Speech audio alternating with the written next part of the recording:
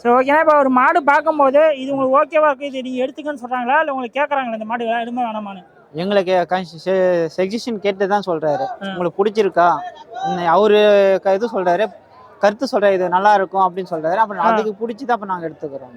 உங்களுக்கு பிடிச்சிருந்தா மட்டும்தான் எடுத்தாரா? இல்லாட்டில இல்லை? இல்ல இல்ல, கம்பல் பண்ணி சொல்லல. இவர்கிட்ட உங்களுக்கு பிடிச்ச விஷயம்னா என்ன? அன்பா பேசுறாரு, அன்பா சொல்றாரு, மாட்டோட விஷயத்தை தெளிவா சொல்லிட்டு நம்ம வாங்கி கொடுக்குறோம். ஏதாவது வெளிப்படையா சொல்லிடுறாரு. அதே மாதிரி கஸ்டமர் கிட்ட வாங்கி கொடுக்க சொல்ல நம்மளுக்கு பெனிஃபிட்டா செஞ்சு தர்றாரு. இப்போ வீட்டு நெகட்டிவ்னா என்ன சொல்லலாம்? நெகட்டிவ்னா வீட்டை உள்ள நிறைய குறைகள்னா? குறைகள் எதுவும் இல்லை, இது வரைக்கும் இல்லை. எதுவும் இல்லை, நீங்கள் ஃபர்ஸ்ட் டைம் வந்துருக்கீங்க. ஓகே. நான் மறுபடியும் மாடு இருக்கிற மாதிரி ஐடியா இருக்குங்களா? ஆமாண்ணா, வருவீங்களா? வரும்.